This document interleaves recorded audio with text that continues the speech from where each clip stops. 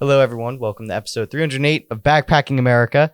Today I'm here with Kenny from the Meatbees. That's meat like a slab of meat and bees like bumblebee. I was actually typing in, I fucked up your email. Oh, gosh. I was typing in meat as in meeting like handshake and it like bounced back and I was like, oh, I need to send him this.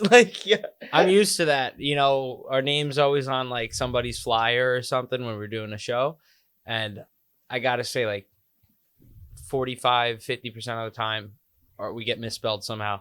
Usually with the MEET. No. Or like they forget the. Not that I really care that they forget the, but like we are the band. The band? We are the band. The band. Yeah. Now, how did you the band get your how'd you get your name? We talked a little off camera before the folks. Yeah. So basically it was a meeting of my band, and we were drinking and having a good time and just trying to figure out a band name. We had some music. We were starting to get the ball rolling with it, and we're like, we need a band. I didn't want it to be too serious. We came up with a bunch of names that were like super edgy and super cool, and I'm like, this is just not cool. Like in my mind, I wanted like a garage band name that like something that wasn't too serious, because we don't take ourselves too seriously sometimes. But I also didn't want a name that was like already on Spotify or like out there. I don't like those band names you could just search up and there's like 50 of them. Like this is the only Meatbees you'll probably find, you know. I'd say so. So, you know, I was looking through some of the shittiest band names ever. There was like a whole list of like 50. And I saw one called the Meat Trees, and I looked at my buddy and I was like, yo, look at this. We should be the Meatbees. That's horrible. He was like, that says Meat Trees. I'm like, so then the other one. Like, we just go with the other one. And we went with it. And that's how we got the name, and it stuck. That's fucking cool. Now, what made you like, you know, when I was listening to your song, it's like, your song. When I was listening to your music, like I went on your Spotify profile and I hit shuffle, and I got like this Alter Bridge Incubus vibe. And I was wondering if you guys are like trying to like not mimic it, but if that was like an inspiration for you guys, or if you chose like what got you your sound, basically. So I'm lucky enough that my bandmates all have, you know, different influences, but I think alternative rock, a lot of the 90s grunge and post grunge stuff, and even like new metal is a lot of the stuff we all share like a common interest in. And, you know, Alter Bridge is one of my favorites. Miles Kennedy is one of my favorite singers ever. He's awesome. He's insane. You know, it's not like I try to imitate him, because just his vocal range in general, you can't imitate that. Like he's insane.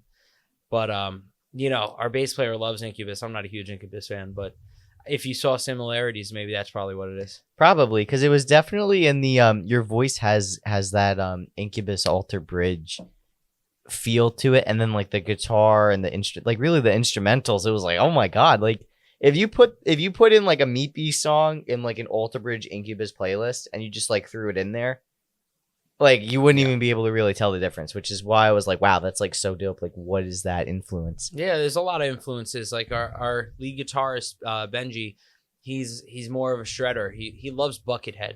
Buckethead was the second lead guitarist of Guns N' Roses. Oh, sick. So, you know, he's an amazing guitarist, shreds a lot. Most of his music, I mean, he's got hundreds and thousands of songs. Like this guy puts out music.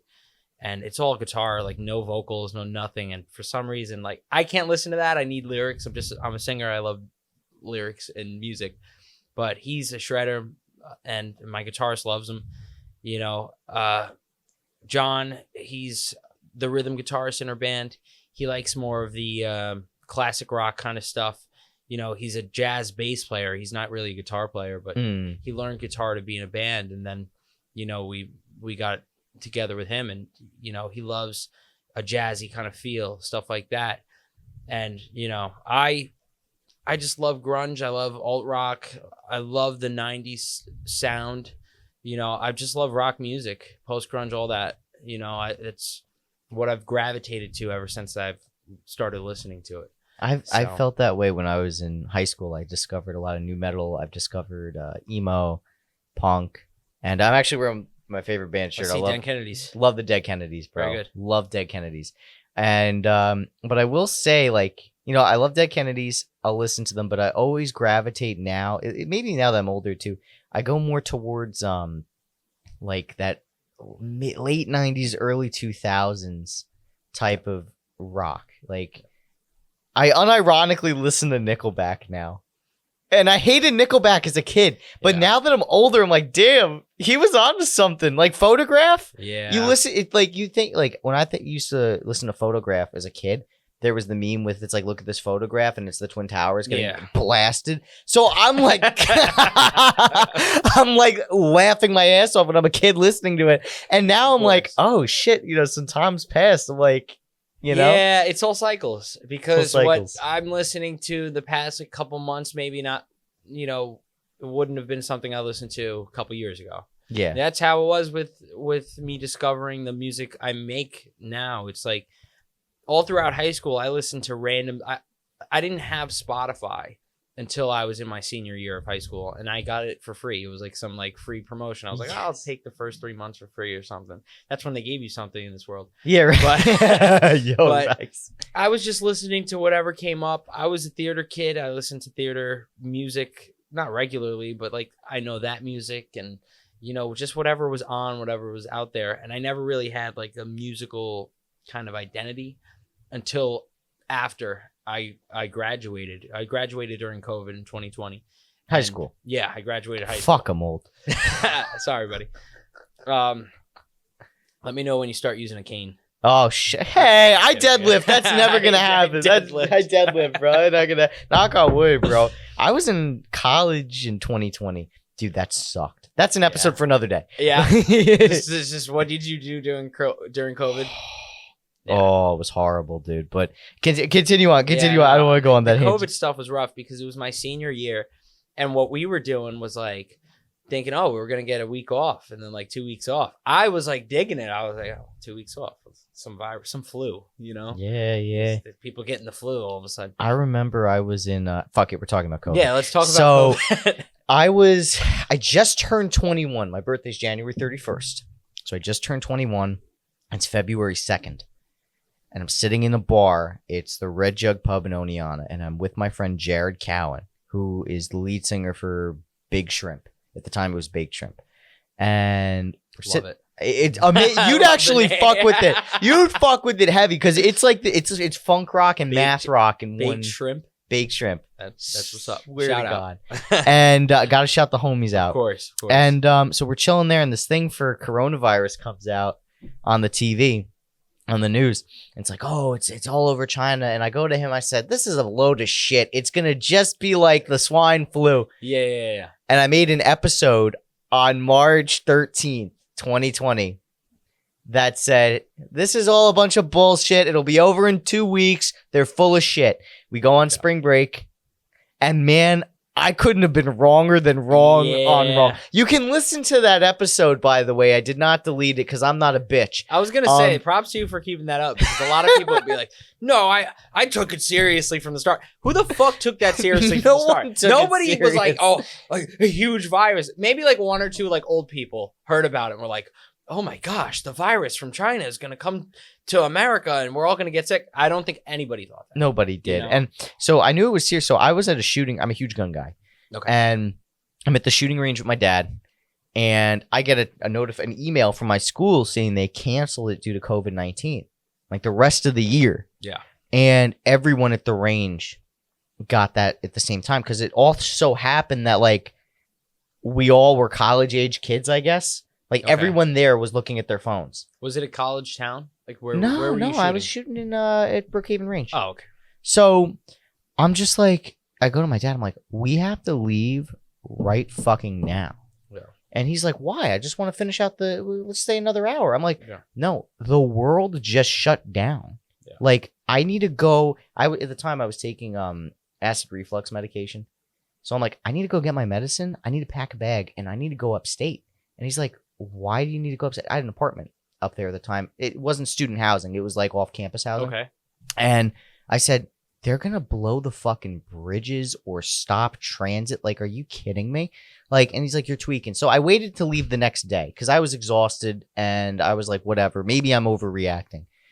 So I leave, dude. When I was driving to go to Oneonta, I went through the city. I got to Oneonta and stopped to eat dinner, mind you, within 3 hours. Nobody was on the road. Nobody. It was. I was going 80 in Manhattan, not Manhattan, like those bridges, those streets that run parallel to the boroughs and shit. Yeah. I was going, You were going 80 around the city. Yeah, like Cross Island was wide open. Cross Bronx was open. I was going 80 on the Cross Bronx. That's why I knew we were fucked. That was before they put those stupid cameras on there. Oh yeah, I was the reason. I was the reason. Just so you know. I was gonna say thanks for that. Like, you go like 10 miles over the speed limit, they send you a bill. Oh yeah, it's fucked ridiculous. Up. It's so fucked up. Well, I could teach you off camera how to get around that, but leave it in the podcast, everybody. Yeah. No, I don't want to get raided. Okay. So I get up to Oneonta, bro, and I gotta tell you, bro, I bought canned food, and only canned food. I spent $300 on canned food when I got up there because you're a tinfoil hat kind of guy. I low key. Well, the reason I bought canned food was because I figured I'm probably going to get it if it's as transmissible as it is. I probably already have it, and it's going to hit me in a week. So I might as well eat canned food now, get used to the taste. So that way when I'm too weak to move, at least I could somewhat stomach it. Yeah. So I did that, and I was an idiot because there was all this nice new food. Like, nothing got rated yet. So it was a regular supermarket still, the Walmart. Yeah. And I was such a fucking idiot. Because by the time week 3 rolled around, there was no fucking food. Yeah. And I'm like, oh my God. Like, I'm telling you, no chicken, no beef, no nothing. Just canned food after that. It was like that for a while. Yeah. And me and my friend, what we did was he was an RA and he still lived there. And we went through all the residence dorms and we took all the toilet paper that we could get because there was no toilet paper. And we were handing it out to people because they evacuated the campus. No one was allowed on campus.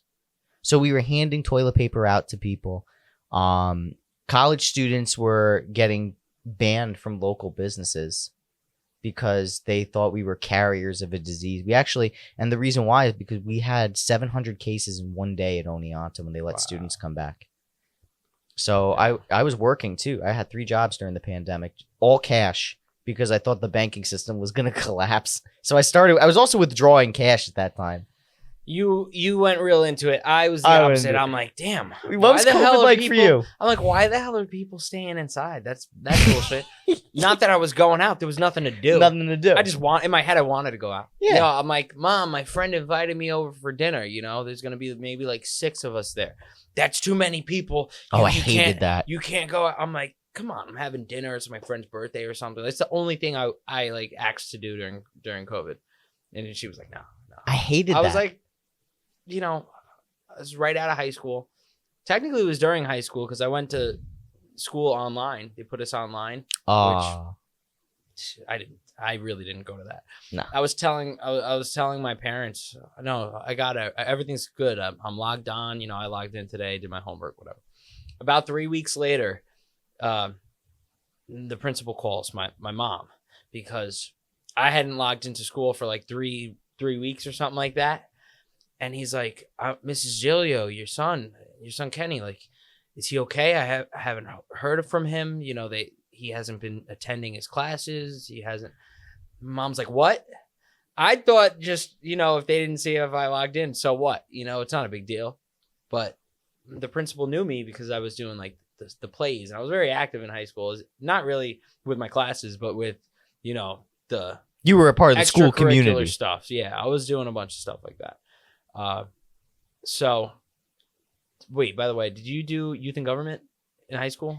What high school did you I went to Bellport High School. I was actually also a thespian, but I was a stage crew kid. Okay. I was a crew kid, but I tried to do student government in high school and everyone there was just such a loser. I was just like, I don't want to be around it. Like they wanted to like control the world kind of.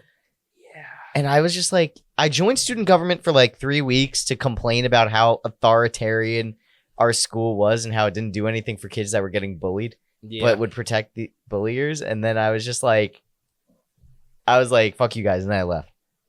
So that was my career, student government. Yeah, no, I was active and all that. I just thought. Oh, you were? Oh, okay. Yeah, I thought you would, you know. I'm not judging, by the way. You don't seem like the type to be a megalomaniac. No. I'm not that crazy, but I was involved enough to where like the principal knew me. This Very person cool. Knew me. So they reached out. Is he okay? What's wrong? Is he okay? He said he went to school, like all that shit. I didn't go. Logged on like 3 weeks later. You know, missed a bunch of shit. everybody passed. Yeah. They made you pass. They wouldn't leave any child behind in our school because of COVID. I have friends that didn't even go to school to begin with. They were barely going to school. They were not passing. They were not graduating. But they graduated that year because they didn't leave anybody behind in my graduating class. Everybody graduated. That was a big concern too, where it's actually the catalyst for why New York State got rid of regents. Yeah. We no longer have regents in the state of New York. And I think that's, thank God. Thank God. It was horrible. It was really horrible. And I find that with COVID, and the big concern is people graduating in the medical field that year, they couldn't do labs. Yeah. So it's like, we're going to see the effect of it in like 10 years. Oh yeah. If not now. Definitely starting now. I think people are gonna notice the lack of education for years to come from this, and then they're gonna like do studies about it. That's what I think. There's gonna be some kind of study where they like interview people about how long they went to school, what they do, what year did you graduate. It's all gonna be like 2020 graduates. And stuff like that, or people who went to online learning. I think they're gonna study the effects long term of online learning and shit like that. And even like social skills, like a lot of the kids that graduated in 20, like I'm talking about little kids, even like your generation, maybe a little younger than you, but like there was like, that's a long time to not talk to people. That's a long social time. Skills are going downhill anyways. I find it very hard holding conversations with people my age or younger. Yeah. Just in general, because, but that's also a parent thing. Yes. How you raise your kid is a reflection of you. So if you really don't teach your kid to talk to people, my dad, I'm lucky enough. My dad was 49 or something when he had me. So I'm 22. He's 71. Okay. Like that. So I always had the older dad. My parents are older too. You know what I mean? So I had his generation of talking to people and getting along with people. And I just learned how to talk to adults and hold a conversation like that very early. So I could talk to random people all the time, no problem. Even my old bandmates and stuff like that, they, if they had to talk to a club owner or a bar owner or stuff like that, they wouldn't hold it together. Really? Yeah. Because it's, even just talking is scary sometimes. Yeah, it can be, but you got to, jobs, or especially in music, you have to talk to promoters, you have to talk to sound people, you have to talk to photographers, engineers, and all these other things. And a lot of younger people, they don't really know how to, talk to people, how to relate to them, how to part of it, especially getting a good deal on things you're buying and things like that. Like, they just walk in like, oh, hey, you do this and I need that. How much? Like, sometimes you got to befriend people, figure out a situation. Especially, I know we're a young band that does not have unlimited resources. So in order to get music videos done, in order to get recordings done, you have to make friendships. You know what I mean? And if you're socially awkward, you're not going to be able to make those friendships, and it's going to affect everything else you do. Exactly. Like no one's going to do it. Like you gotta know the gift of gab. You gotta have the gift of gab. Yeah. And that's something that's lost, I feel, with people that I know that have parents in their 40s or 30s. Whereas like my parents, my mom's 61, my dad's 58. My grandfather fought in World War II. Wow. And my grandmother made the bullets. So did my dad's dad fought in World War II. Oh, no kidding. Yeah. Battle of the Bulge. Battle of the Bulge. Very good. Very good. Yeah. Mine was he was in Operation Overlord, but he wasn't like in on D-Day. He came in 2 weeks after, and he got pushed like a mile behind the lines. So he was a not a radio man, like a not a clerk, I guess a clerk. Yeah, like he would do like the running dispatch and dispatch. Stuff like that. Yeah. So he would do shit like that. Maybe they were within the same unit. That would be cool as fuck. Maybe I'm not sure on the details specifically, but I know my grandfather started his own. I don't know if it's a VFW or a VA. He I think the veterans VFW. Something like that. He started his own VFWs. Sick. And he had a charter and stuff like that. And I think it's Brooklyn. Very nice. My grandfather, I never met him. He died the year I was born. Oh, wow. So, but I hear stories. He was a tough dude, a little crazy, all that stuff. But, you went to war. Yeah, you went to war. But then, like, the kids that are raised by that raise better kids. Yeah. In my opinion, at least.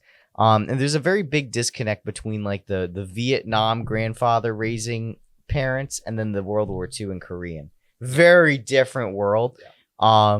But you know, sometimes I'm surprised. I mean, like a lot of my friends that do have younger parents and don't have like the same family background as us, Yep. they still surprise me where it's like, oh, like you can hold a conversation, and I'm friends with those people. Of course, and But, some people you know. grow up with their parents, kind of. You know, Yeah. when you have a kid, I look at people, especially when I was in high school, the girls that I went to high school with that got pregnant and had kids, you know, when they were still in high school and when they were young, you know, they're growing up with they don't know shit about this world yet. They're having a kid, you know, Yeah. so they're growing up with their kid, and sometimes, you know, for better or for worse, some people, they use the experience of having a kid so young to better themselves and to move forward and learn. And sometimes people get buried in it because you're so young and you're taking on such a big commitment. And sometimes it kind of, you know, the situation for everyone is messed up. Sometimes it's let's throw an iPad in front of the kid just to get them the.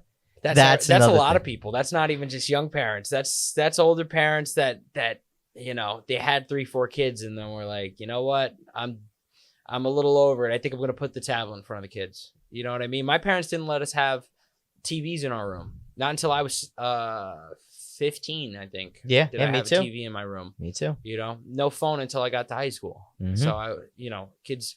I remember 5th grade, like 1 or 2 kids had a phone on them, or something like that. I'm like, yo, or iPods. You remember iPods, iPods? yes. Yeah, I'm like, yo. My dude, first how are iPod you I getting it? found.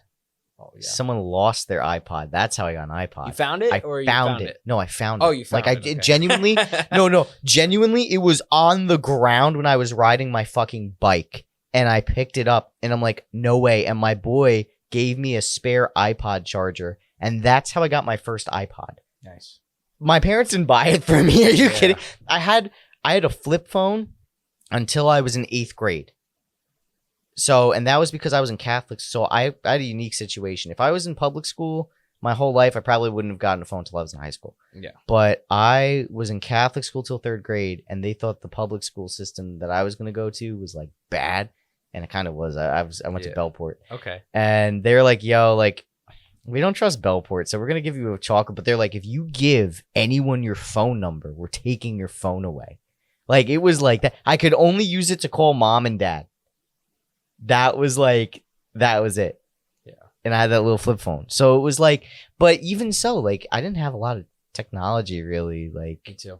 yeah, like it wasn't, I was out of the loop, especially because middle school is when people started getting the phones. yeah, for me. yeah. So, you know, I had 3 years of like no social media whatsoever, like no exposure to like YouTube and stuff like that. I didn't know what a streamer was. I didn't know what memes were. I didn't know how to use Facebook and Instagram and all that. I was out of it, totally out of the loop. So even with music, like to relate this back to music, I wasn't listening to music on the regular like that. And I wasn't, you know, I didn't find a genre that I really liked until after high school. Mhm. Like I was that out of the loop that I really didn't, because, you know, You listen to whatever the radio has. Exactly. I was you know? just listening to whatever came on or whatever my friends would play and stuff like that. And I really feel didn't like know that's about so music. it's so interesting too, because you think about like our parents or like, you know, like that generation, they only heard what they heard on the radio. Yep. And if you were a punk, that was something you found. Like I don't even know how you became a punk in back then,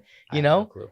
Like, that was like a ritualistic thing too, like grunge and punk back before the digital age. That Yeah. was like a special thing. Like Yeah. that was borderline gang violence to get into that. Like, Yeah, but I can't speak on that because I wasn't part of it. yeah. But I feel like music will always shift. You know, how it was back then was that you had MTV. You know, I don't know when back then, we're going way back, but you also had, you know, record players and people's CDs. I don't know what year we're talking about, what era specifically. So don't quote me. I'm But talking if about you're- like 80s, 70s. 70s. Okay, 70s, 80s. You know, I know from my own family's experience, what the older siblings listened to is what you started listening to. You had record players, and when this one wasn't around, you listened to their records and stuff like that, or they hand me down records that they're done listening to and stuff like that. So that's one way you got it, or from TV or radio. And even like in the 90s, people really, like one hit wonders especially, they were shot up because you know, you would hear it on the radio and then you call into the station like, yeah, play that shit again. Like Yeah, that's really yeah, what it was. yeah, You know, I yeah. have a request. Request this. And the more and more call-ins and requests, that's how the radio played you. Mhm. You know, which is different now. You have social media, so it's like radio is kind of dead. Radio's so dead because Yeah. I used to work in radio. I don't know if you know that. And the way they play music now is on an automated system, and they get paid a Great. certain amount of money. Yeah, so it's Great. like Good to know, everybody. you call and it's like, oh, like, can you play? Yeah, I'll put it in the queue, and then you never play it. Like, it's only the smaller stations. Like I did I like moonlight at certain stations. One of them was WLNG in Sag Harbor, and it was like a 50s, 60s, 70s, 80s, 90s station, and people would call in, and I would actually That's fulfill. a weird, real quick. That's a weird 50s, 60s, 70s, 80s, 90s. Yep, and they would get mad if 50 years worth of shit in a one station. in is one crazy. station, and they would divide the hours, so every 10 minutes would be a decade. Okay. But they would get bent out of shape if I played anything from the 40s or the 2000s. If I did that, forget it. I would, and like the people loved it, but the station owner was like, "No, you can't do that, son." And I'm like, I got yelled at one day by the guy. I'm like, "Yo, I'm doing this just for fun. Like, don't ever talk to me like that again." Well, that's how they are. You know, their listeners, they're really hanging on to their listeners. They're not looking for new listeners for radio. No, That's really, they hang on to who they have. Mhm. And like, I'll see like the Shark, which Oh, is, fuck them. it's a rock station. Listen. I used to work for them. Oh, okay. They could suck my dick. Yo, Connoisseur Media can suck my dick and lick my balls. And that's a Barone Media Solutions endorsed statement. The Meatbees like the Shark. They played us before. Oh, they did? Oh, all right. Listen. I stay neutral in any kind of conflict. I don't get involved in shit anymore. I don't want to get involved in shit. Maybe I'll edit that part out. Once you pick a side, somebody fucking hates you, and not that I care who likes me and hates me, but I'd rather just remain neutral on shit. Yeah, you know what I mean? Big facts. So he says, "Suck the Shark's dick." I'll edit that part out for you, but I don't give a fuck. Okay. Do whatever you. It's your fucking show. Yeah. But I'm just here. But you know, like you go on the Shark, and even them, like they had Fresh Blood, Mhm. you know, which was cool. But nobody's listening to that. Yeah. The people that are listening to Fresh Blood, which if you don't know, they're basically, they have one night a week. It was Sundays where they would play new music from Long Islanders, and you know, excuse me, edit that fucking burp out of there. I don't want to burp it on camera. But if you don't know, that's their one. I think it's 2 hours, one day a week. They play 2 hours of original Long Island music, and we were on there, and then they changed it to like they didn't have the segment anymore, and I was like, oh shit! So they took off, you know, Fresh Blood, and then I saw it was coming back, but it was coming back, and they're like, all right, Fresh Blood, we got new Bad Omens and Sleep Token, so now you're playing new famous music, you know. So well, here's the problem, and why I said what I said with "fuck the Shark" is not the Shark is a brand. There's nothing wrong with K-Joy, nothing wrong with Walk. Yeah. It's the big companies that buy up stations and make it impossible for local content to emerge. And that the reason I got into radio was because I wanted to be an art major, but I just hated drawing and painting, but I loved talking and making funny videos. So I was like, radio's like a great intermediate, right? Yeah. And I thought it would be a good career.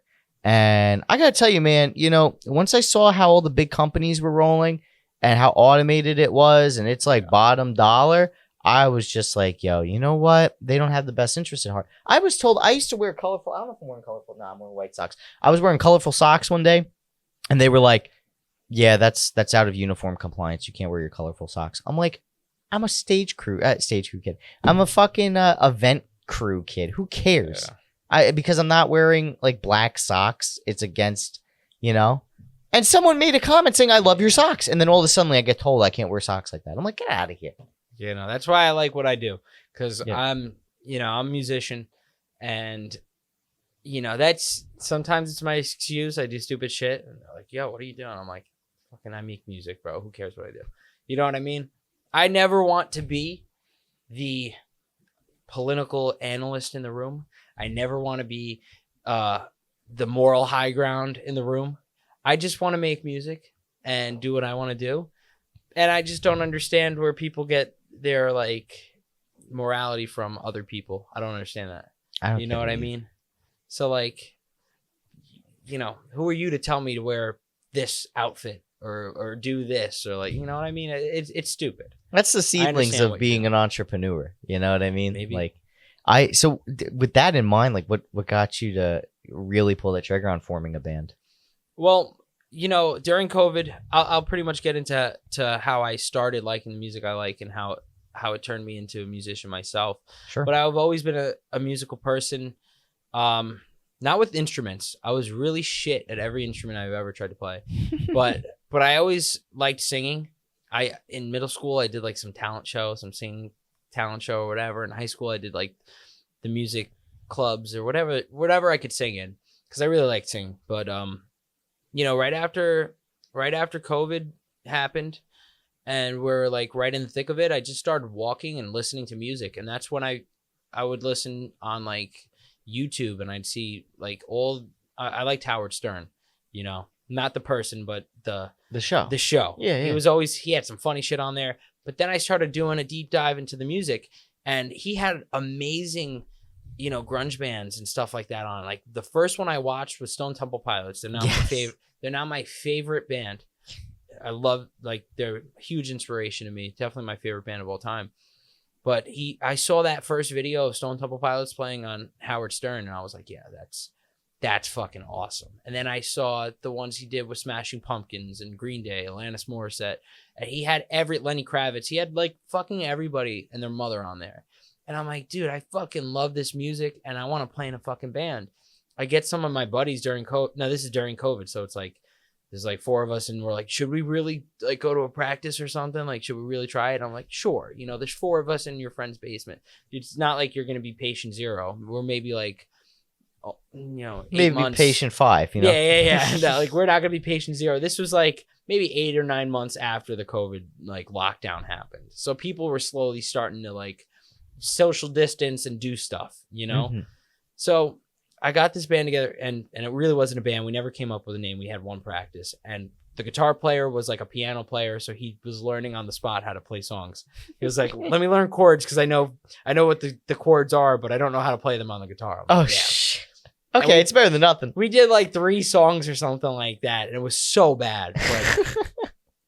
But a friend of mine, I work at Dunkin' Donuts still, but I was working at a Dunkin' Donuts out of high school, and a friend of mine from school started working with me, and we started hanging out and stuff like that. And he started to pick up the bass. We went to a party. We met our first guitarist in the Meatbees. His name was Aiden, and you know, one day we were all hanging out, and he bought his guitar with him, which I thought was like, all right, you bring a guitar with you or whatever.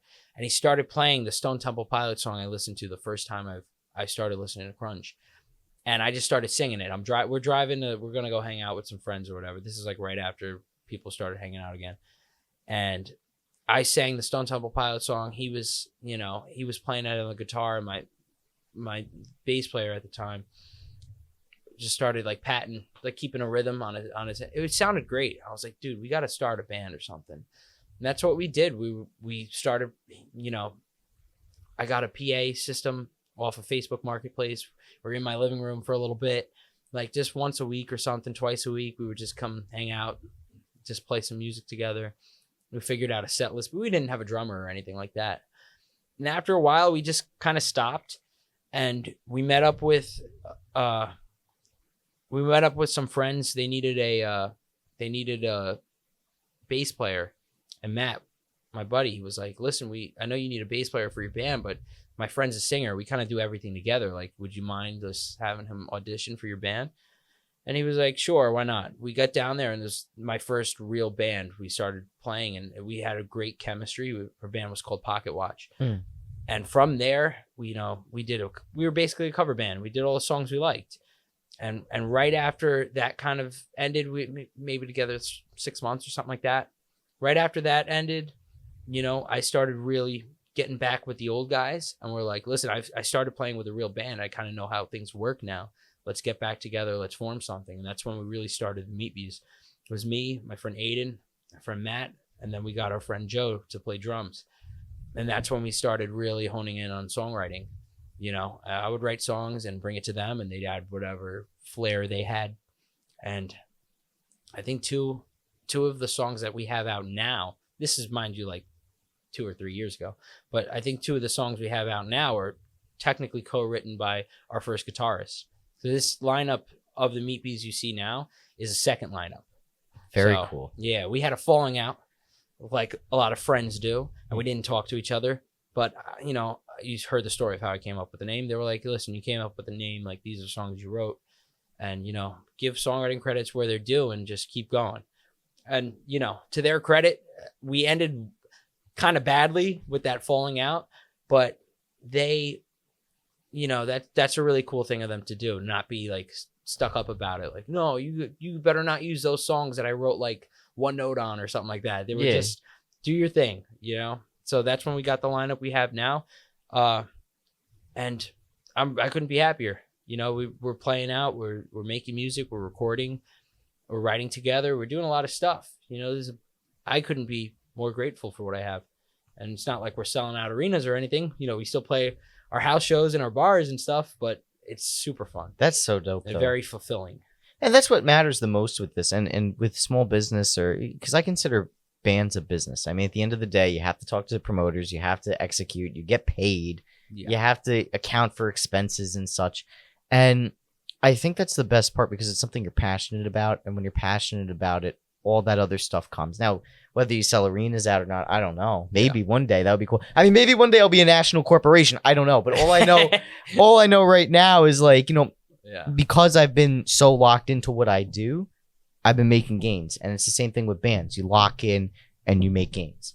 And I love that, you know, you were at Stereo Garden. That's cool, man. That's a cool thing. That's a cool fucking thing. Now, you know, in your industry, I don't know if that's a big deal or not, but like to the uneducated masses, I think that's a big fucking deal. Yeah, you know, it depends on who you talk to, because there's a DIY scene that we're still obviously a part of, because like I said, we play the house shows, we play those small, like really shitty bars and stuff like that. We do all that.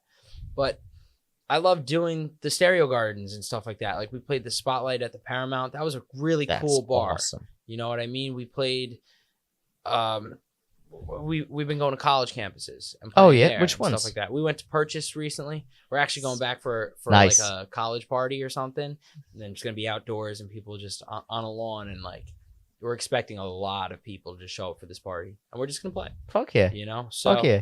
See if you can try to break into Oneonta. They have I would love to. So that's the thing that got killed off during COVID was You were our telling music me about scene. that Our before. music scene got devastated. We had, at one point when I just started going there, we had like 15 houses. And by the time pre-COVID, the last semester before COVID exploded, we dropped down to 2. And then COVID happened, and that was it. Yeah, that's the thing with COVID. It killed a lot of stuff. It killed how, you know, people wanted to even go out. I bet you now, even though we're 5 years removed from COVID, there's still a lot of people, especially, you know, our age, that are like, yeah, I don't feel like going out. I don't want to be around a bunch of people right now. Yeah. You know, it's a thing that lasts. Once you get used to being home for a couple of years, you know, some people, they just wanted to get the fuck out. I wanted to get the fuck out. Oh, yeah. I did too. You know? I was going out during COVID. I didn't give a fuck. I was like, fuck this. But like some people weren't and still aren't. They just don't want to be around people anymore. It conditioned them to not want to be around people. Well, that's why they say our generation is actually killing bars, because like a lot of us don't drink. Yeah. And it's just like, well, yeah, no shit. I mean, look at what happened. We all turned 21 and the pandemic happened. I mean, and you get used to the sit at home and drink with your friends and stuff like that. Yes. We're also broke, though. That's what's killing bars. We're all fucking broke. Who's going to go out and spend $10 on a beer? And then you have to tip $1 on every beer you get. And I'm like, I don't want to tip $1. You still tip? No, I'm kidding. I'm kidding. I tip them. Yo, so I was at this place in Patchogue today to get lunch, right? It was like a diner, but it was a bougie diner. It was literally, I'm not going to name names because I don't want to shit talk. Names. Yeah. Yeah. Cut it out. I want to know who you're talking about. Literally. Okay. You know what? Fuck it. I walked in today. It's called Rise and Grind. And I was like, let me try somewhere different today. And it was in East Patchogue. So I go in. Yeah. And I look at the menu and I'm like, a sandwich was like $18.95. Basically, let's just say $20. A black coffee was $6. And tip, you got to tip 18% and at minimum. Yeah. And I'm like, dude, this is going to be like $30 for a lunch that I could go to Metropolis Diner and get for $14. I mean, this is like, and this is my problem with Patchogue in general. And listen, I'm on the Patchogue Chamber of Commerce. Like I love Patchogue, but it's too expensive. Once those New Village apartments went in, it just got too expensive food wise. I mean, you go even drink wise. It's like it should. Drink wise isn't crazy. It's insane, bro. Every time hold we on, go to, I just said in crazy. In crazy, yeah. I meant to say crazy, or it's increased to the crazy. It's in crazy. That's a great way to describe the economy. It's in crazy. So I'm like, I walked out and I'm like, shit. I told the woman, she's a very nice woman. I said, I'm so sorry, something came up. I have to go because I asked her for a coffee and she was brewing a new pot. I'm like, you didn't pour me a cup of coffee, did you? She's like, no, I didn't. And I'm like, okay, I'm so sorry, but I have to leave. And I didn't tell her why, because I didn't want to hurt the poor. You know, she's working her ass off. She, you know, she needs tips. Has nothing to do with she's her. Like 70-something years old. I don't know if she needs it to survive. So I'm like, fuck. And then I went to the Italian. I went to Del Fiore, and I got a $13 sandwich, and it was delicious. And I'm like, this is a lunch. It's insane because especially you're talking about killing bars. Younger people are killing bars. We're not killing bars on purpose. We can't afford bars. Yeah, that's really what it is. You're telling me that. And this is a musician standpoint. You know, I will play a show where there's 4 bands on the lineup and stuff like that at a bar, and I go up to the bar. I'll have a Corona. You know, $9. I'm like, all right. I was like, I don't really ask anymore because now I'm just like, who cares? But you know, if anybody asks, but I'm in the band. You know, there's no, not even a fucking draft beer. Not even like a shit beer. Like, here's a beer. Not even like a Michelob. You know? Nobody really wants to, not that they can, maybe they can't, you know, it's just financial situation. But I feel like I would want to support bars more. Like, I'd come out to more bars if I knew they supported musicians just as much. You know what I mean? Like, I'm not going to name names, but this one bar we played and I walked name names. I went to, this is good. I went to Industry in Huntington. It's a really cool place. I looked at the artwork on the wall and I was like, damn, this place is going to be fucking expensive. I played, you know, our set went well. I walk over. I'm like, I'll just take a beer for me and I'll get, you know, one of my friends was there or somebody, another musician. I forgot who it was. I was like, I'm going to get him a beer too. And whenever he goes, you played great tonight, man. That's he just gave it to you. And I'm like, fuck. I went back there and I got fucked up because I was like, that's the place I want to go. That's the place you want to go. And it's just, it's simply, okay, so what? You lose $9. Yeah. But to have a musician that people like and people are going to come. Yeah. People also don't forget how to do business properly where it's like, sometimes you have to take a little bit of a loss to make a lot of gain. Yeah. To make a lot of gain. And I personally love the fact that there are businesses that still exist, but there's a lot that don't. And specifically, you go to Patchogue, you go to like, I mean, God forbid. I mean, there's some places now that are just like some towns. I don't even like Farmingdale. Forget it. You're not going to get treated like that. Yeah. Where it's just like, oh, we know how much. Like I went to Southdown Coffee in Patchogue and I paid $5 for a black cup of coffee. And I'm like, this is Patchogue. Like, why is this for a small black coffee? A coffee shouldn't be more than $2. Yeah. I work at Dunkin'. A small coffee's $3. And that's insane. Yeah. It fucking Dunkin' Donuts. Like, that's how much things have gone up. You know, a simple pleasure is now like half a lunch. Yeah. You know, almost half a lunch. You can't. I'm. What got me? So I used to work at a pizzeria as well.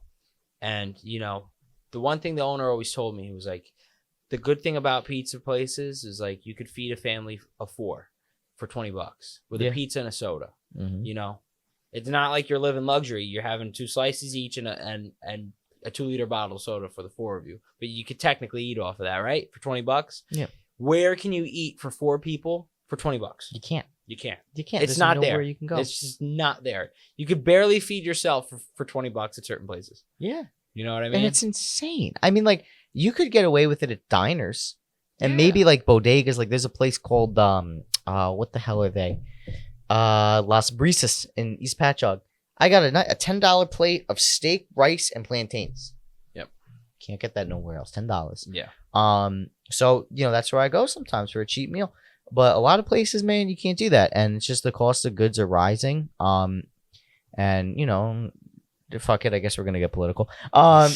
People blame the tariffs and shit. People blame Biden. I think we need. It's inflation period. We've spent so much for so long on stupid shit. And most of the spending is honestly because the government pays subcontractors and those subcontractors pay other subcontractors. That's why these prices, like there was a Air Force hearing on discretionary spending and they found that a bag of bolts, nuts and bolts was $100. And they were like, why? And it's because the subcontractor subbing out another subcontractor to pay an illegal immigrant to go to Home Depot. And that's why it's $100 for that bolt. So it's runaway spending, and that's driving up the cost because now we don't have money. We are actually on this year. The reason why Trump's doing this with tariffs is so that way we can actually because we have to refinance all of our debt this year in the United States. We have to finance $32 trillion of debt. We can't. We can't. So that's why we're doing all of this now while we can because we still have leverage to bear the brunt of the economic instability in the market. Whereas maybe 10 years from now, we're going to have a Great Depression if we don't do that now, which is why just because the market's up continuously for a long period of time doesn't necessarily correlate to economic strength. So if we cause temporary instability at an all-time high in the market that's planned, we're not going to have an unplanned crash out like we had in 1929 or 1858. So it's very and sorry to get historical, but guys, you're listening to me. What do you expect? You've been listening to me for 5 fucking years. I can tell you that I am purposefully uneducated on a lot of things. It's good to be that because I'm not saying what you said was right or wrong, but just I don't trust a lot of things that I see, and I feel like I also don't want to get political, but I can't look at things I see on the internet or mainstream media and stuff. I can't look at it anymore and be like, wow, I believe it. Or like, I have to really do digging on shit to believe it. It's better to live like that. Even like Reels and TikToks and stuff, all of that, any short form content that's like 15 to 20 seconds, that's taken out of context immediately. I don't care what you watch. That 15-second clip you watched is a video that could have been 20 minutes long. You know what I mean? There's no context to that. You don't know what happened, whatever. You don't even know what they're talking about. So I can't look at the internet and I can't look at the mainstream media and be like, yeah, that little bit that they're showing us is real. That's why I can't form opinions on a lot of these things. Oh, yeah. You know what I mean? All I could say is inflation's fucking crazy because from my point of view, just like, let's take work. Everything got way too expensive. You know how many times in the past, 3-4 years, I've had to say, damn, yeah, the prices went up. Sorry, sir. Prices went up. You know what I mean? Prices went up. I say it a lot. A lot. Dude. Definitely more than I feel like past generations probably have. I mean, obviously things went up. My dad will tell you like, oh, for 40 cents we went to the movies. It's like, yeah, good luck with that now. Good luck with that now. But it's insane. It's an insane amount of inflation, especially for young people. We're going to have to really look at how my family came here in 1917. Yeah. So I kind of look at how they lived and I'm like, okay, well, it was 3 generations to a house. Everyone cooked at home. You went to the market every day. And, that's just kind of what it's going to have to be. Like, I got to meal prep food. I really have to meal prep food because it's like I don't want to spend $15 to $20 a day feeding myself. Yeah. When I could save that, So it's just like, it's like, you really got to meal prep. You really got to look at coffee's $3, $4, $5. Just make it a home at that point or buy your own. You know how much that fucking Keurig was? It was $100. I got it on sale for $60. I was going to say, yeah, those got on sale, but those Keurigs are expensive. It's like, fuck, dude. But and the money you save making your own coffee. Let's relate it back to music. What about shows? Oh, shows were $5. Shows were $5. Shows were $5. And that's 15, 20. That's crazy. Now it's like minimum $15. Yeah. Or 12 if they're like really trying to make it a cheap show. But double digits for 4 bands or 5 bands you never heard of. Half of them probably don't have music out. They're doing covers. They're doing some covers. They have their own songs and they've only been a band for 6 months. How great are they going to be in 6 months? You know what I mean? Not that there's not great bands that have just formed. I've seen a lot of those, but just prices in general are crazy. Like merch, I feel like Oh, merch, forget it, dude. we have probably the most expensive merch of the local scene on Long Island. You know what I mean? We charge maybe $25 for a t-shirt. Wow. You know, they're nice t-shirts. They don't shrink. They're like, we went for quality over, you know, the quantity of it. Yeah, yeah. But, you know, we spent money on them. Well, because you it's think investment. about it, and it's smart you do that because, you know, if you're a small band, a small outfit, you know, people that are going to buy it are people that support you. You want it to be nice for them. Yeah. You know, so I understand that completely. But Yeah. it's $25 for a t-shirt. It used to be $20, Yeah. $15 for a 15. t-shirt. I've seen people still have their 15, but they like draw them up themselves. Or Yeah. like these, Oh, yeah. they can screen print them themselves somehow, like, you know, which is cool. But we had to go to somebody to do it. But, Yeah. you know, that's just but that's for our t-shirt. You know, when I go to college campuses, like I was telling you about Purchase, you run a sale. Like we have stickers and stuff and guitar picks. We have a bunch of little stuff. So we throw them all in together for $20 for the college kids. Oh, that's cool. You know, they get a couple stickers, they get a guitar pick, they get a t-shirt and whatever. All that for 20. All that for $20. You know, yeah, that's nice. we have these little like they're business cards, but they're cool little cards that have like our names and stuff on it and like QR codes and stuff. Like I throw a couple of those in there. Like all these little things for $20. Like that's a great a great deal. That's you a know? great deal. We really don't make any money off of that business. If we're talking the business wise of the band, But you're just the trying to get t-shirt that's costs advertising $10 to make, and then the stickers and the guitar picks. You know, you're only really making $5-6 on that. Yeah. But like, But you're doing it more for advertising. yeah, and you know what? It's in our budget to give a shirt away once in a while. I do that. I know you were telling me about Stereo Garden. You like the performance. I had the heart on my chest. I wanted to talk to you about that. This man shaved a fucking heart into his chest hairs. It was amazing. It's probably still here. Is it still there? It's a little. I can't. It's growing back. It's grown back in. I'm a hairy dude. You know what I mean? So I just flash you. Yeah, he just lets it get. I think you're the first person to do that. You're the first person to do Gotta that be a first. in 308 episodes over 5 years. I'll take that first any day. So, you know, but how that relates to what we were talking about, I always I put on a brand new shirt and, you know, a Meatbees shirt or whatever. Yeah, is it corny to wear your own band's merch on stage? No. A little bit. Some people think it is. Really? You know, it could be. I don't know. I don't really care. I wear it because I throw it out. You know, it's basically me giving away a shirt.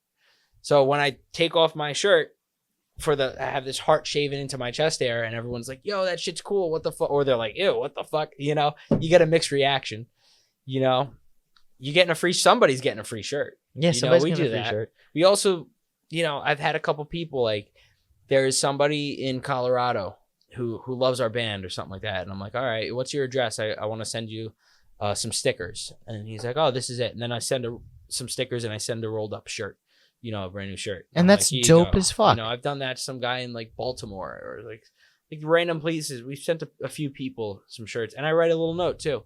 And I think the guy from Colorado was like, yo, I've never had a band send me a handwritten note thanking me for being a supporter. You know, I really don't call them fans. I call them supporters, you know, like that. That's cool. You know, we're a small band and for you to watch our content and, you know, engage in it and share it. And like, you got to do that too. You got to show people you appreciate because we do, we're genuine. We see people wearing our t-shirts out and it's really cool. It's so dope. And we appreciate that you throw our band name on your person, you know, when you go out. That's not something everybody is willing to do. No, not at all. And I think that it's a great way to build community and it's advertising. And that's actually something I was going to ask. That was another question I had was how did you build your organic community? Because I built mine when I was in college. So I kind of graduated and I had a few thousand listeners already. Yeah. But what did you do to build that community that you have around your band? To me, it's about being genuine in what you're doing. You know, we play shows. We genuinely love playing shows. You know, I feel like now you would think everybody loves playing out. Some people, they just hate, you know, driving places. They hate loading their shit up before they drive. They hate, you know, loading their shit out and then the sound checks and then all the people you got to deal with. Some people, like I said, don't like going out anyways. You know, a lot of musicians, especially when they get older, I've seen a lot of older local musicians and stuff like that. They're not playing because they love it anymore.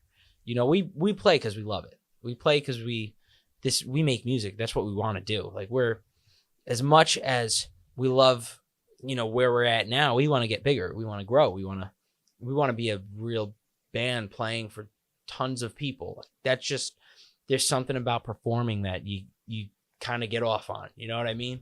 You're up there and yeah, you're nervous, but that nervous is a good nervous. You're very happy that you're up there and people are watching you. You're scared a little bit because you don't want to disappoint them. You don't want to fuck up. You don't want to sound stupid or whatever the case may be. But it's just growing yourself, especially with your following, is like just being appreciative of them too.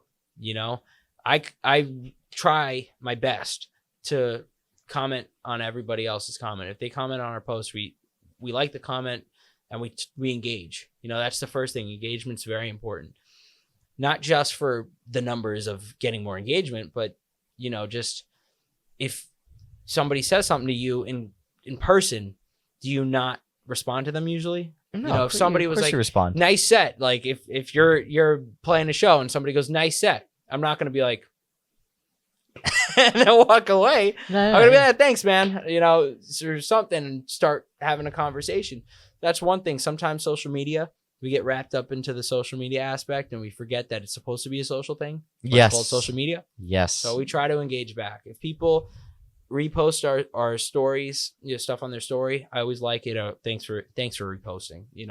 I appreciate it always gets me really fucked up when I see people that pretend to be like this elite sleek marketing thing. They don't follow people back and they don't reply, and then it's like, dude, you're literally some guy with a business in his garage. Like, shut the fuck up. Like, what are you doing? I mean, we're guilty of not following people back. We don't follow anybody. Oh, you don't. The only people we follow are the band members. No themselves. Shit. And it's really not about like the follower count kind of deal. Okay. That was more my thing. Like, yeah, I really just care about not putting our like ats in the bio. I think it's really stupid. Oh, I gotcha. I gotcha. Like when I see a band and it's like the guitar emoji at this person and the microphone emoji at this person, I just think it's stupid. That's very dumb. I hate seeing that. Like, I'm the first thing I see when I hit your band's like social media, like your Instagram, if the first thing I see is like who's in it, I'm like, I don't know you. Yeah. Why would I care that that like, who the fuck is this guy? Is this person?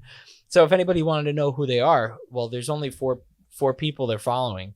It's probably going to be those 4 people. You know what I mean? Yeah. Well, that makes sense. That's like a reasonable thing. Like, I get more fucked up when people are like, I'm not following you back because I need to make it look pretty for my algorithm and look like I'm a bigger dude. That's more like my critique with it. Yeah. I've been confronted by people about that. That's like, so gay. Well, you don't follow people on Instagram. And you know what? The guys who were telling me that were my friends from other bands.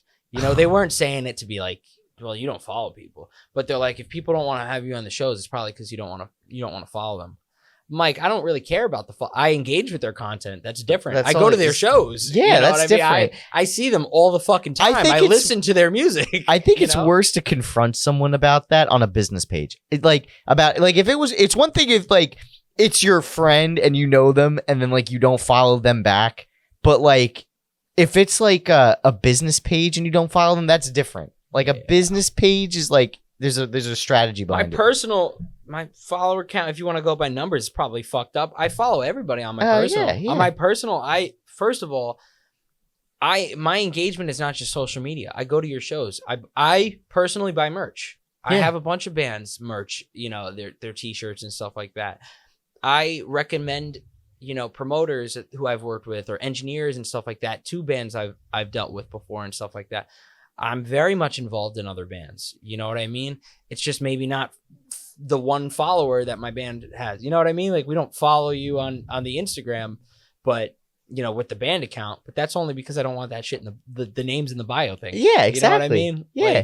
Yeah, and that's understandable. I get more fucked up if people confront about that because it's like, dude, it's like a digital. You didn't follow me back on Instagram. It's like, dude, I've been to every show you've ever played. Bro, I have bills. You think I don't follow? You don't think I'm following along? Bro, do you not have bills? Like, what is that? Like, how are you? I don't want shit talk, but I'm just like, I totally understand that. But it's very cool how you built organically, and I think combining the two. You need to combine digital and real life. It's that too, but it's also the stuff we did with the TikToker, Big Daddy Mark. Yes. So yes, you were with Big Daddy Mark. Yes. I can't say like everything's 100% organic just from us. Obviously we only have like 3,000 like Instagram followers and stuff like that, and we've been featured on his. I'm gonna be honest. I forgot that it was the two of you together. I was so fucked up that night. I was blacked out when I met you. I was blacked out. For context, he met us. Which one's my mic? Which one's this one's yours. Okay. For context, we actually met through a friend at our last show at Stereo Garden in Patchogue, and I met him and he was wasted. He was totally wasted, man. Totally wasted. I could tell. I think everybody else could tell too. Dude, I was handing out business cards for my business. I was networking, blacked out. And you know what? I got phone calls from that. I got business blacked out. So mind business blacked out. I got business absolutely wasted, and I didn't Hello, even intend I'm to. so fucked up. Can we set up a Zoom meet? Please trust me to handle your public relations. Write down my Gmail. Write down my Gmail. No, I always come out when I go out to Patrick. I always have cards. Yeah. I swear to God, I have a stack of business cards, and if I'm black, I don't give a fuck. I hand out cards. This is a business podcast, right? What am I on? Like, is it business or no? It's an everything podcast. Everything. Okay, it's just everything. I see you talk a lot about like the business end of things and stuff like that, which is important. So in the last few episodes, so this year I've only done 5 episodes, and that's because I was in the middle of rebranding. Because at the time I was like, wow, I'm really unhinged on my political rants. Like I should probably try to change the show, and that just is so not why I opened a business. I opened a business so I could feel comfortable and safe saying what I want to say and do what I want to do and not have to worry about my career ending. And and it's so funny because when I was working for people, I didn't give a fuck what I said. Yeah. And now that I'm working for myself, I care what I say. I'm like, what? That's so ass backwards. Well, you think that, especially with musicians, you'd think, oh, I'm not at a job where I could say, at a job or a career, you have to watch what you say, but I'm going to be a musician. No, it's the opposite. Yeah. You say one wrong thing and they get you on that. And by they, I mean the court of public opinion. You know what I mean? You say something, that's too political in one, it could be both aisles. Because I'm not going to say it's like a liberal, conservative thing, whatever it is. You get too political on any end, somebody's going to hate you. That's why I say out of politics, not just because of that, but because it's not something I'm interested in anymore. I've lost interest. I've been lied to by a lot of, I've seen a lot of different people in my life specifically get fucked up over politics, lose friendships and lose. To me, it's like, you ever see Joey Diaz talk about politics? Oh, yeah. I love Joey Diaz. He's the funniest fucking guy because how he said it, he was like, I don't give a fuck who they's got. It's the same shit every 4 years and all that. He's 100% right. I have that attitude. I don't give a fuck. Why would I care? Yeah. Why would I care? I am not personally making a difference, in any way to swing anything or any kind of. So why does it matter to me? Yeah. If politics are your thing, that's your thing. It's like, politics and music. Our band's not political. We don't try to be political. And I hope people don't ask us about politics because that's not our thing. Yeah. You don't ask an actor about fucking cooking because it's two different things. They're not a cook. Yeah. Or you shouldn't ask them about cooking and shit like that. You know what I mean? Yeah, you should ask them about their comedians aren't the moral compass for religion or things like that. Like everybody's getting their information from who they feel like it nowadays. Mm-hmm. And that's another issue, I don't think we should take other people's like political opinions. Rage Against the Machine, conservatives should be able to like them. Yeah. They're not on the same political side, but it's the same thing with like Aaron Lewis from Stained. I don't care for his like rah-rah conservative politics and his, fuck Dr. Fauci shirts and stuff like that. I don't really care about that. I think the guy sings incredibly and he makes great music. Yeah. You know what I mean? Like everybody should like drop the political bullshit when it comes to music, in my opinion. You are not, you're not a politician. I get the whole, like, you need to use your voice because you have the platform, and it's like, no, I don't. Do you? It's my platform. Fuck you. Like, are you paying my bills? You know what I mean? Like, yeah. Especially people who live completely different lives than you. You're getting your information and your political pull from somebody who's never walked a day in your shoes or Oh, have yeah. any kind of information about you, which is insane. You know what I mean? I never will look at a celebrity and go, yeah, I want to be like that politically. You know what I mean? And they often have the worst opinions on either end, where it's just like so like disconnect, like Selena Gomez or like fucking like Kid Rock or what. It's like they're out of touch. they're out of touch. Even if you know may what I be mean? saying like, even if no matter what side you're on, even if you think they're saying the right things according to your side, it's because it's politically and more or less economically advantageous for them to take that side. Yeah. It's not because they actually will be sitting there on the front lines in a civil war, Yeah. firing lead down range for that ideology. No, you're going to do that, and they're going to be in Cancun. Yeah. Like, that's what the whole, people need to realize celebrities, in my opinion, in general, are out of touch. Do you remember Ellen DeGeneres that. during COVID? Oh, my God. Listen, I don't care about her politics, but when she was like, it feels like I'm in jail. And I'm like, oh my gosh, you live in a fucking mansion. You live in a mansion. Are you kidding me? I don't even have a studio apartment. Like, fuck you, dude. I have an office. I might as well live in my fucking office at this point. You might be able to. I probably Dude, could. you want to know something? Where we recorded with, we're actually releasing an EP next month. Oh, sick. 6 songs. And where we recorded this was in practice rooms. It's a place in Massapequa. I forgot what it's even called. It's not like you see a big sign that's called like the Music Bank or the Music Box or something like that. It's just looks like a rundown warehouse, and you walk in and it's like an apartment complex kind of, but it's not apartments. It's practice room after practice room after practice room, and there's just loud noise. There's always loud noise because one band's practicing or whatever. And our friend Darian, who records for Things Left Unsaid and Losing Color and a bunch of other bands, those bands are great, and he's great too. But he shares a practice room where he's got his interface and his recording equipment and stuff like that. And he shares a practice room with a band. And when they're not in there, he's in there, And some of these people, like, I've been into the practice rooms with other people and they have couches in there. And I'm like, dude, the price that you pay for music to practice in this room every month, why don't you fucking live here? Yeah, exactly. Don't tell your landlord, but why don't you just live? Like, they definitely crash there when they hang out and they party all night and they come and make music or whatever. Oh, yeah. 100%. It's their hangout / music room. Like, why not just live there? You save the fucking rent.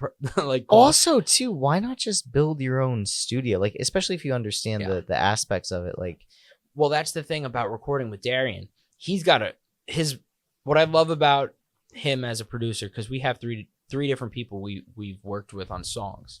I have songs with the guy from Out to Lunch, another good band on Long Island, and he's their drummer. He does his home studio. I also have done recordings with Stevie Davila he's one of our friends in Purchase, and he uses the Purchase music room, like their music studio. Sick. And we go in there and record. And one's at their house, one's at this beautiful like studio in a school, and then one's at the practice rooms. And one thing about Darian, he's got the process down on lock. Like, you're in and out of there quicker because he knows what the fuck he's doing on that. But what will hold him up is when you're trying to record, and especially if you're singing or you're doing something that's not super loud, and then the band just starts playing in the next room, you can't record there. You take hours to be like, all right, we got to wait till they're done practicing. You can't go over there and be like, stop making noise. It's practice rooms. You know what I mean? Yeah, you can't. So if I'm about to start singing and a band just gets there to start, blasting their heavy metal next door, it's not soundproofed, practice properly, rooms. no. So then you're screwed. You're just fucked. You just got to come back another day, or you wait it out. Yeah. So, Well, we're nearing probably like an hour and 7. Okay. So before we go, yeah, where can people find you? Drop your socials. When's your EP coming out? So the EP, we don't have the set date yet, but Okay. it's coming out in May, and they could find us everywhere: Instagram, Facebook, OnlyFans, whatever you. Right. I looked him dead in the eyes to say that. That was insane. That was very homoerotic. No. Yeah.